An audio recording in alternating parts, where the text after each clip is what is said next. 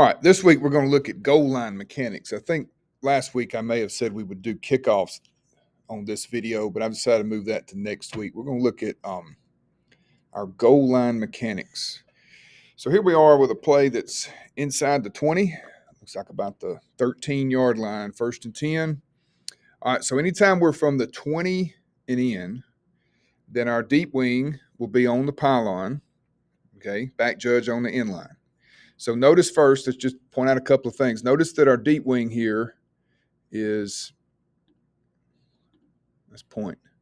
Notice that our deep wing is well off the field, completely out of the restricted area, as far back as they can get. All right. A key thing to remember in this situation is that distance gives you time to process a play.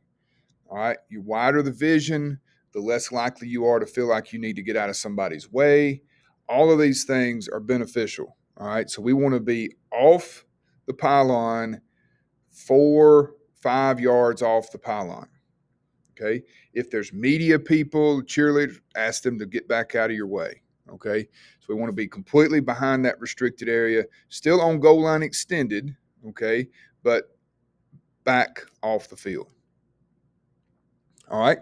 Umpires at normal depth, referees normal. Everything runs pretty normal right here, except where our deep wings are going to stay. All right. Also, between plays, each play, we need to communicate short wing to deep wing. Who has the goal line? So the deep wing needs to remind the short wing that he has from the 2 and end. Okay. He's going to have from the 2-yard line to the goal lines for forward progress. And in this case, since we have a line to gain at the 3, the short wing needs to make sure that the deep wing understands that he will have the line to gain. So if we get a 9.5 to 10.5 yard run right here, the short wing is going to take that all the way.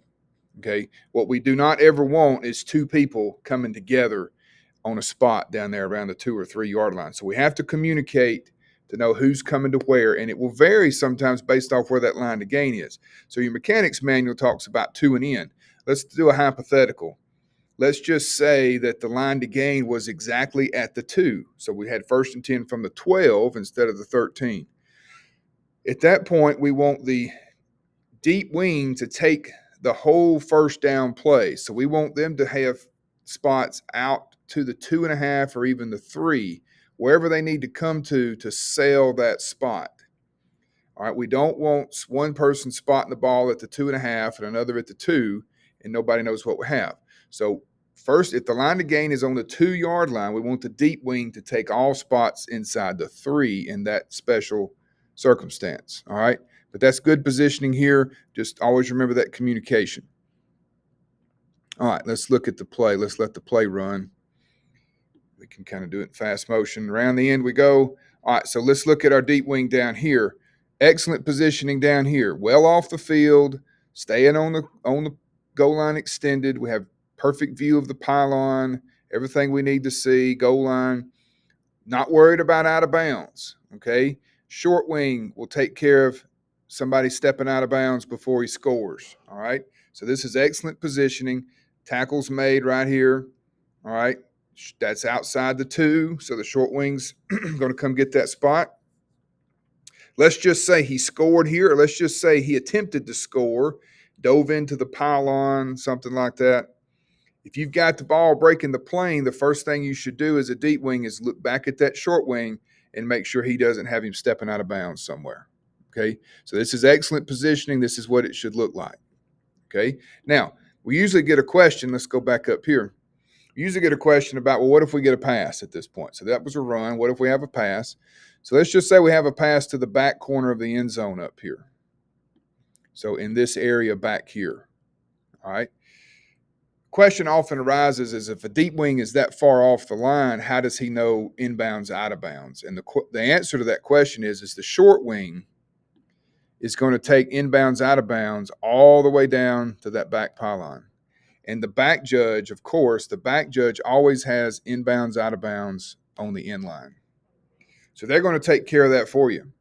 Now, if you see as a deep wing, if you see he's got a foot out of bounds, then that's fine. Go ahead and call him out of bounds. But if you're not sure or need help, you have help from both directions. If it's a play that's threatening that sideline, you can check back with your short wing. Make sure he doesn't have him out before you signal anything. Same way on the end line. Okay.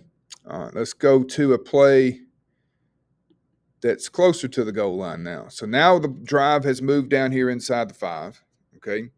So things change a little bit. Once we get to the 5 and in, our deep wings are going to be on the back pylon now, back here. And again, off the field like this, we could be even further. You can be completely out of that white back there.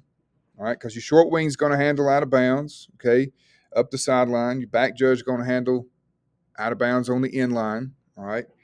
And when we're judging those inbounds, out of bounds passes, let's always remember this concept. We used to talk about somebody would have the feet and somebody would have the ball, and we're kind of getting away from that, all right? What we want to do now is everybody's going to start with the feet and work their way up, okay? So we want everybody checking feet first and then work your way up. If any official sees a foot out of bounds, that pass is incomplete, come in hard with an incomplete, and whether he had possession or not is not relevant because he had a foot out of bounds. All right. Once you've seen the foot out of bounds, then your eyes come up and then follow that ball to the ground to see if he completes that catch.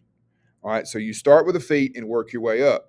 Now, the feet are probably more likely be viewable by more than one official. Oftentimes, the ball is only visible by one official because it's blocked out from the other, and that's fine. But we're both going to watch feet and then go up to the ball. And then if you can see feet and ball, then you officiate feet and ball. But you do it in that order and not try to see all that at once. All right, so if we get a pass in this situation, all right, it's a deep wing in this corner. We've got a back judge for the end line still, and we've got a short wing for the sideline to help us out. Okay. All right, different mechanic now for the short wings. At the snap, when the ball is inside the 5-yard line, at the snap, you're going straight to the goal line. If he gets tackled short of the goal line, then you work your way back. All right, but when the ball snapped, we're going straight to the goal line. And we'll see this at the top of the screen. Our short wing up here is going to show up at the goal. Bottom of the screen, sorry. At the bottom of the screen, you're going to see when he breaks around the end that our short wing is already standing there, okay, because he moved at the snap. As soon as the ball was snapped, he went to the goal line. So he's standing there waiting on this play. Now, this isn't easy when he just crosses the goal line, but if he gets tackled at the goal line, we need to be standing on the goal line in a distance off that pylon so we're comfortable. We don't feel like anybody's about to run into us because we don't want our feet moving. We want our feet still so that our eyes are still so that we can judge where that ball is when the runner goes down, if he broke the plane or not. So this is all good positioning. All right.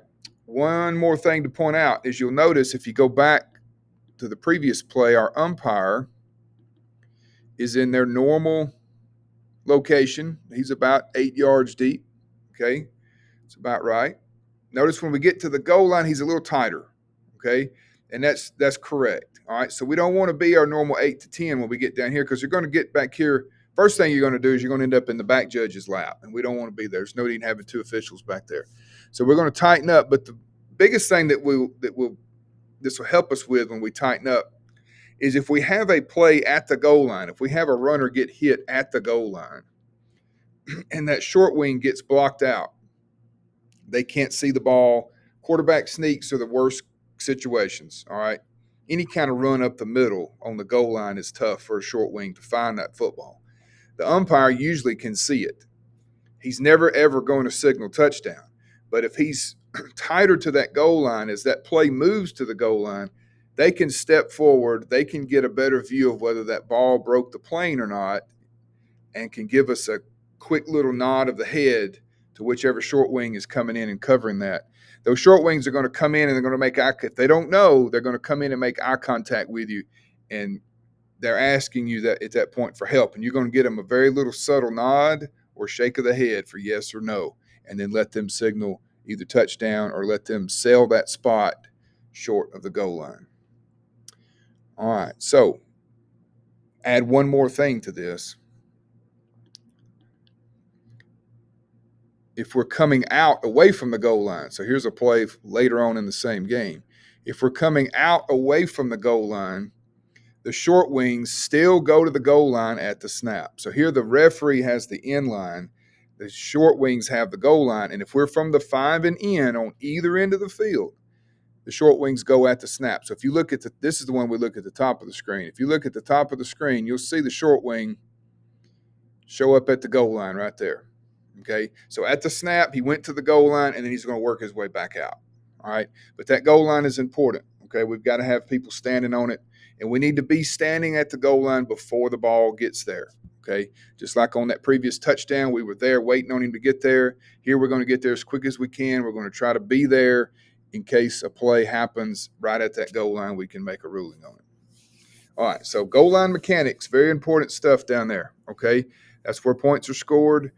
We need to be in it, but it's different for us. Our alignments are a little different, and things get a little bit crowded down there. So we have to do things a little bit different for when we're around the goal line. All right, next week we will try to talk about our kickoff mechanics, and have a nice Friday night.